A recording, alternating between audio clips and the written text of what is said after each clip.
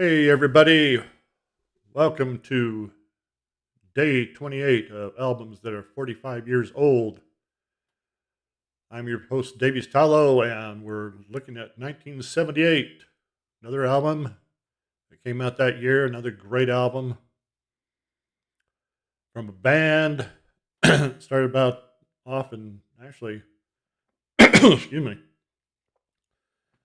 1961. Two brothers and a friend started this band, which ultimately morphed into a band called the Trade Winds, and then TW4, and then ultimately a band called Styx. So I'm talking about the Pinazzo brothers, Chuck and John, along with Dennis DeYoung, uh, John, uh, John Kurlutsky, and James J.Y. Young. Start out this band. Album, of course. Let's see, get my right screen here. Is one of my all-time favorites. Pieces of Eight. The band on the back. Fantastic album. I remember the first time I heard this album, which came by, September, another September. Remember yesterday's Lords of Cults, Summit Channel Evening came out in September. September 1st, 1978. So, but anyway, the first time I heard this album was probably in September. I want to say that because it was not really cold, but really chilly. Me and one of my friends, Quinn, we were on our way to a theater to watch a movie called, I believe, Circle of Iron, a kung fu movie.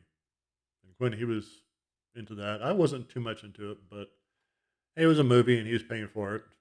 I supplied the car, he supplied the money. So I wasn't going to argue with that. Well, on the way there, he said, "Hey, you got to check this album out. This new album that's come out by Styx." And I'm like, and I knew who Styx was, Grand Illusion and such, Lorelei. I wasn't big into him then, but 1978, 79, in that area, I was starting to get more into rock and roll.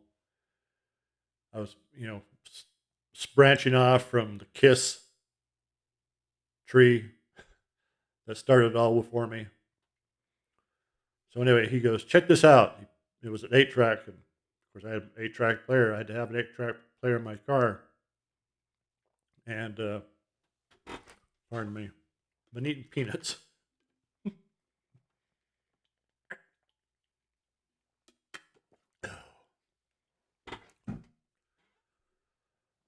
But anyway, he put it in, and all of a sudden you hear the, boxing, the hitting the bag and stuff. Ladies and gentlemen, your attention, please. And I'm like, what the heck is this? And then, when the bell sounds, prepare for the main event. And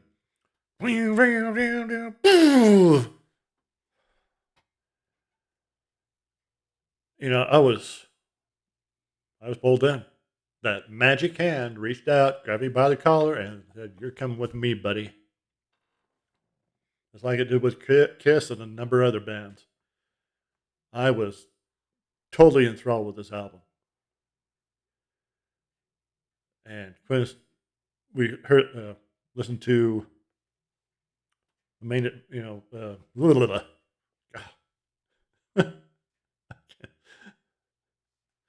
Great White Hope. I'm thinking too far ahead of myself here. He goes, if you like that, wait till you hear the next song. I'm okay. totally hooked. Of course, then Sing for the Day came on. Wasn't too impressed by that at the time, though. I don't mind it now. Then The Message, and then Lords of the Ring came on. I'm like, wow, this is awesome. And Blue Collar Man. Oh, Queen of Spades. Oh, oh, Renegade. Heck, Pieces of Eight. I was totally enthralled by this album. Uh, of course, as have gone by, uh, has stayed strong with me. I can't remember what I ranked it at, but I'm sure it was in my top five. Uh, the only songs that have maybe soured just a teeny bit with me is "I'm Okay." I don't enjoy that as much as I used to. Uh, and "Pieces of Eight," but the rest, "Blue Collar Man," "Queen of Spades," and "Renegade." 1, 2, 3, punch right there. Lord of the Rings. Ooh, great one. If you've never heard this album, you need to. This is an awesome album. Uh,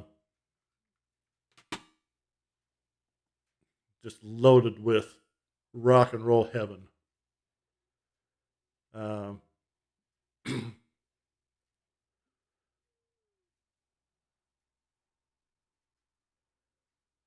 let's see. Look at the critical reception here. Uh,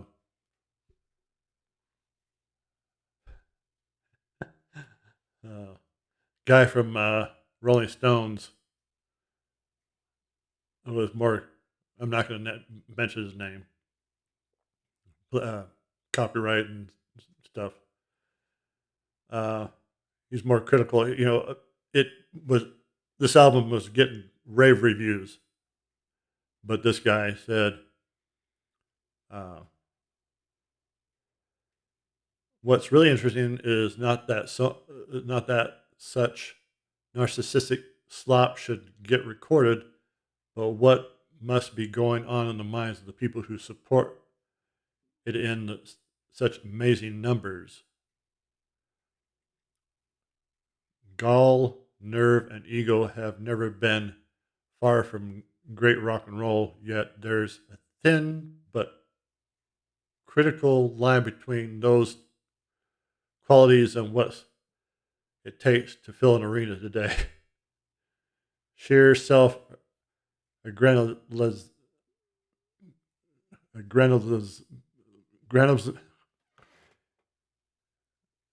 sheer self aggrandization.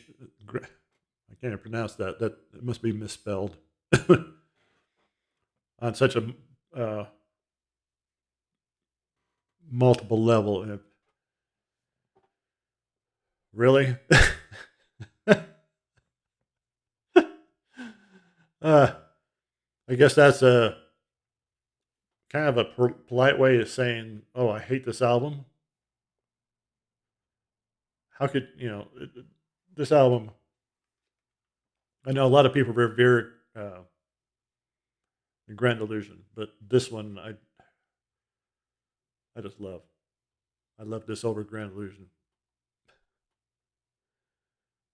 and it's not just because of the night I first heard it, but it just has remained strong. I mean, oddly enough, I'll admit this. I will admit this. There was a time in my life that I did not like Blue Collar Man. I don't know why, but I loved it when I first heard it in a number of years, and then boom, I there was a time that I just would absolutely refuse to listen to it, and I just cannot figure out why I did that. But now it clicks for me once again. I don't know, but Anyway, I'm thinking about doing a ranking of the songs on this album. In fact, I might have already done. I don't know. But anyway, definitely check it out. Check out this narcissistic slop.